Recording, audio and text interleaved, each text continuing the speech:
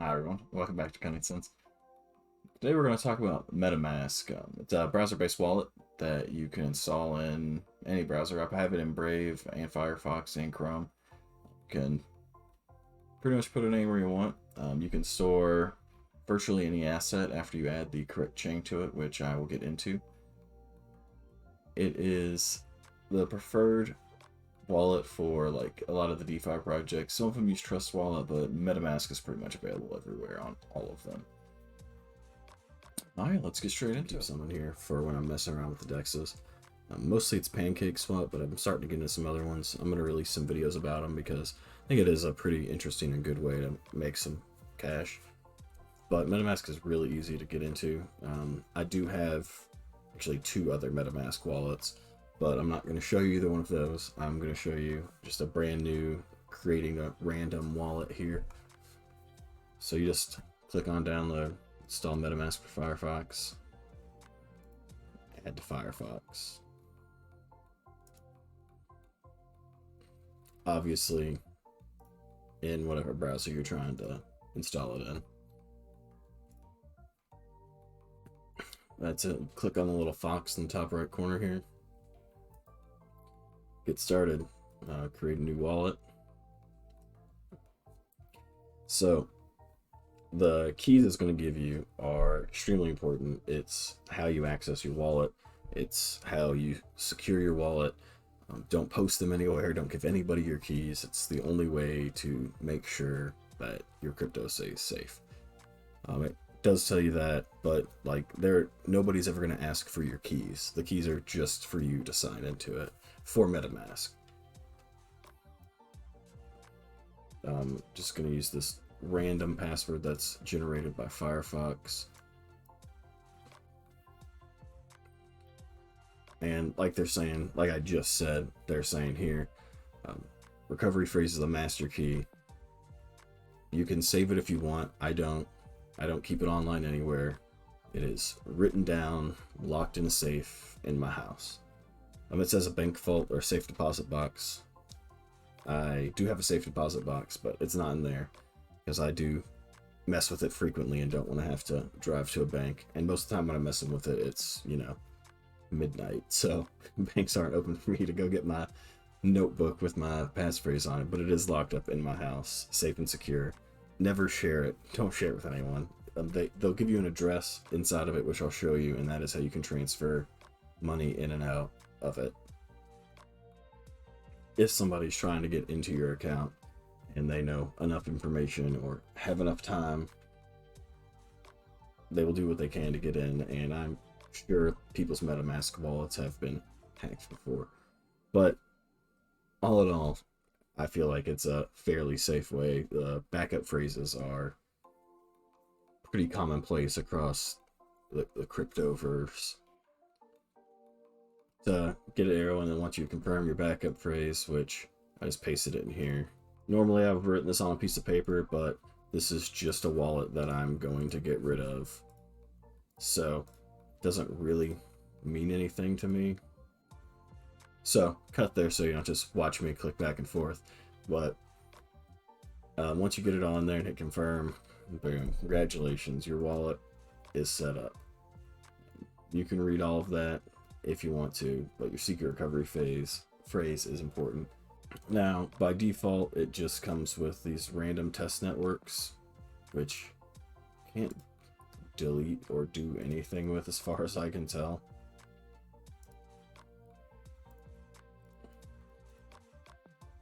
Yeah, they're all locked.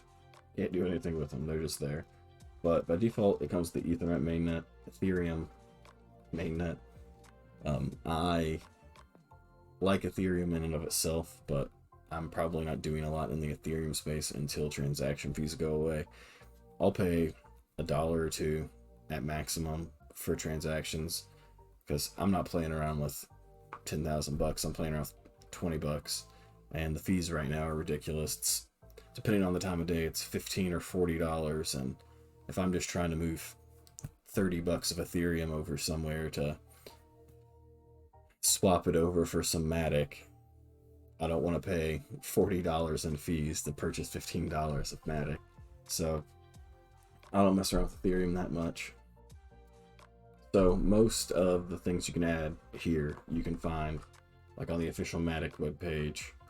You can find a configuration for Polygon, and it tells you exactly what you need, where to put it.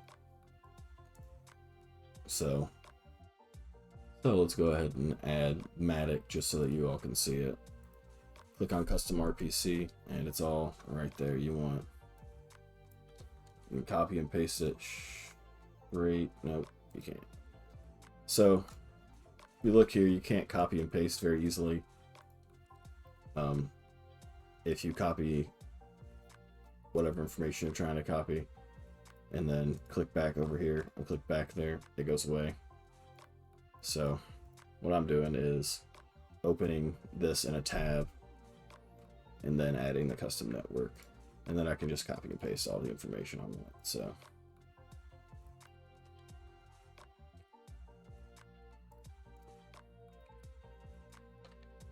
although it's not hard, once you get it set up once, you never have to mess with it again, and that's kind of the beauty of it.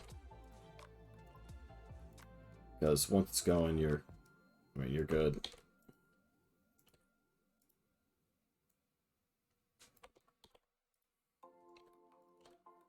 And save.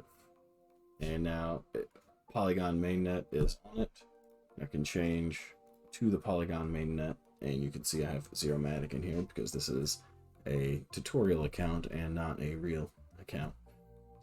So if you would like to transfer Matic or anything else into it, you go to the wallet or the